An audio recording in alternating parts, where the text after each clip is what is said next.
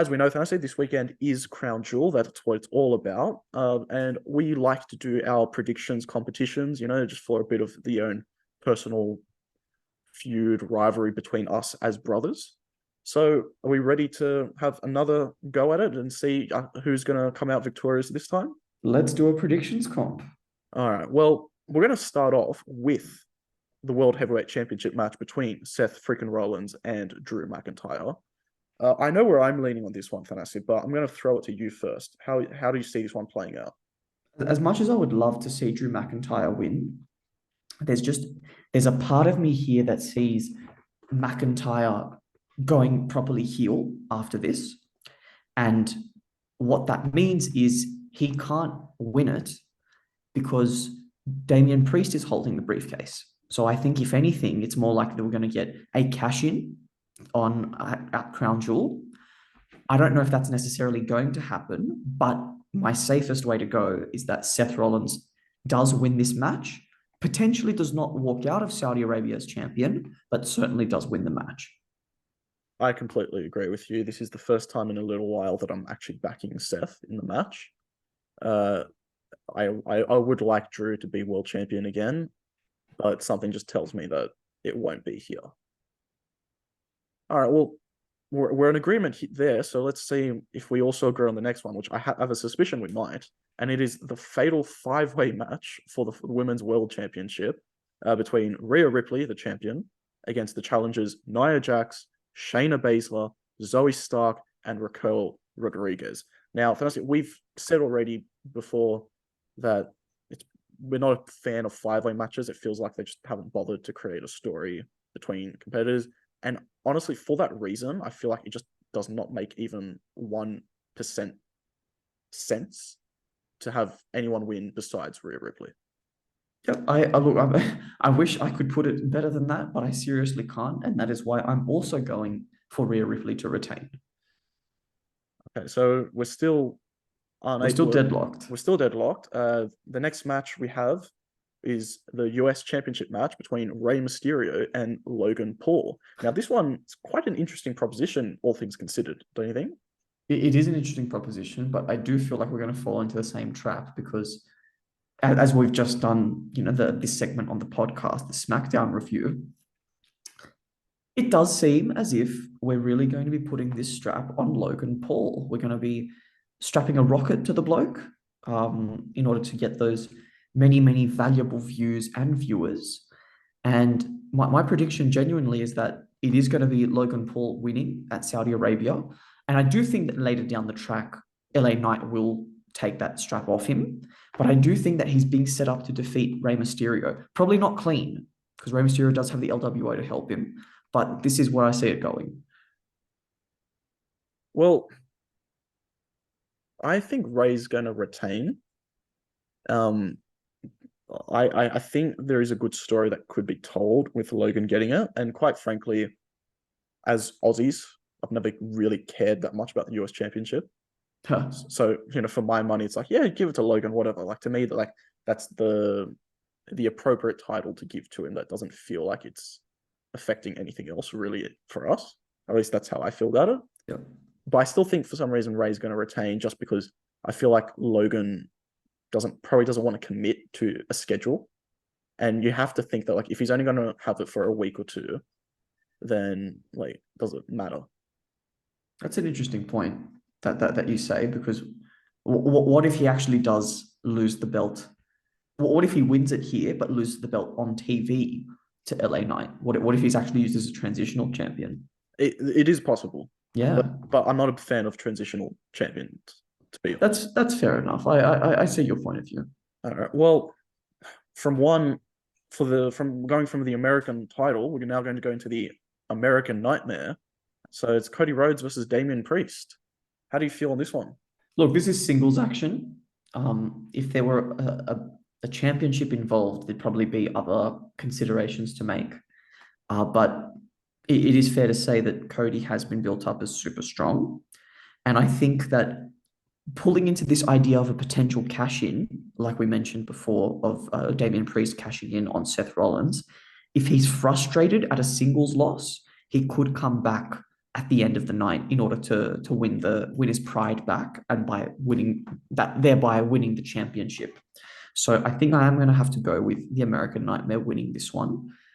In spite of the fact that we could have dirty finishes that allow him to lose and for Damian Priest to go over, but my prediction is Cody Rhodes.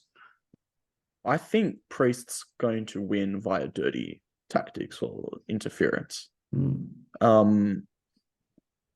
I actually think both can get away with a loss here. I feel like neither of them have momentum that feels like it's going to get shot dead in the water if they lose here, which is a good place to be because it kind of means that creative-wise, whichever decision they go with, it doesn't feel disastrous. But I do think Priest's going to get the win here just to give him that really big victory, because it would be a really big victory for him to claim, don't you think? Yeah, I think that's fair enough. And I think that potentially it could build more into the Survivor Series build as well, because Crown Jewel has felt very strongly as a B pay-per-view. Everyone's been thinking about Survivor Series, which I guess for a long time it was considered the fourth of four. So it's great to see that focus has reshifted towards Survivor Series this year. Okay, well, the next match we've got is John Cena, apparently the GOAT, versus Solo Sikoa. We've talked about this at length in the show, but I mean, the way they've built it, like, there's only going to be one victor here, right? Well, yes, that is how wrestling works. Only one person can win. And I believe in this situation that it is going to be one Solo Sikoa. Oh, okay. That's not where I'm going. Well, since you're going the other way, let me give you my rationale. My thought is that this potentially, and I'm thinking very highly of WWE here with long-term storytelling, but I think that Cena having this long period of losses or losing singles matches, it's going to eventually feed into him retrying to get that 17th world championship. I think that might be where we're leading into with that. So copying another loss to Solo Sikoa kind of like feeds into that. Just, can I do it anymore? Do I have it in me to go for that number 17? And at this point, just keep pushing down and making us wonder. That's how I think. You apparently feel a different way, though. I think the exact same thing, except the opposite way. I think if he loses, it would make less sense for him to go, do I have it in me? Whereas I think he wins here and goes, I've still got it. That means I can, yes, I can go for the 17. I can break the record. So I think it's going to be using the victory to hype up the idea of, one day he might. And I think we all kind of feel like one day he will. So I think that's what they're doing. Though I will admit, I think we're talking a little while down the road, because right now the title picture, I think there are way more interesting possibilities. Oh, certainly. Okay, well, the penultimate match of Crown Jewel is, for our predictions, that is Io Sky going up against Bianca Belair for the WWE Women's Championship. This one is another interesting proposition to me. This is a rematch of an earlier pay-per-view match between the two, notably the one that took place at Backlash. I think this time Io Sky is going to get the win over Bianca Belair. See, I was feeling that way as well. However, with that promo that Bianca Belair cut, I guess the way that I'm seeing it is when someone tries to go through an entire faction and then eventually end up at the champion, it very frequently ends up in triumph. However, that being said, I would prefer that Bianca Belair does succumb to the dark side and join the Street Profits and Bobby Lashley. And I think that copying a loss and sending her heel might be a better way to go about it. So in the vein of this is what I want to happen, rather than thinking about what I predict will happen, I'm actually going to agree with you and go with Io Sky here. But I would like the booking to be right. That's all that I'm hoping for. Well, that's it.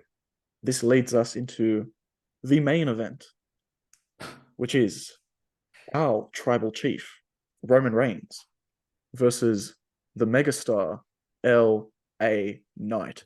Yeah. And this is obviously for the undisputed WWE Universal Championship.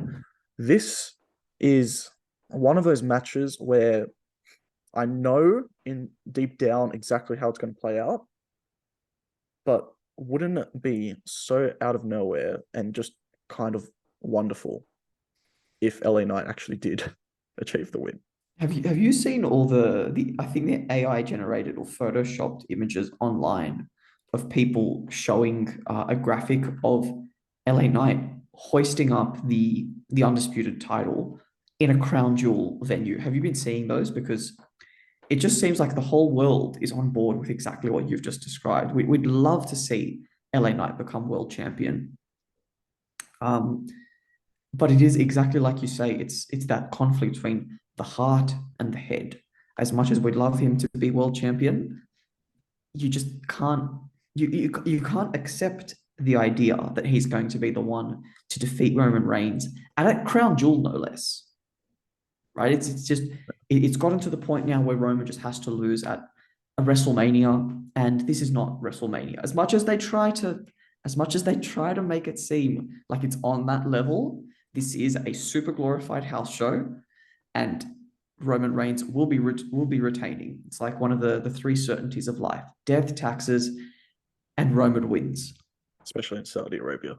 Especially in Saudi Arabia. One day I want him to go to Saudi Arabia and just sing the line from American Dad, where he just goes, "Here in Saudi Arabia," and just serenade the whole crowd the same way Drew serenaded the crowd back in Clash at the Castle. I thought you were going to say something potentially more appropriate and potentially more offensive. I thought you were going to say that he would actually go and like open the show by singing the Saudi Arabian national anthem Oh, because it's essentially like his home turf. He just doesn't lose anywhere, but especially in Saudi Arabia. I mean, that would be hilarious. And yes, probably very insensitive. Yeah.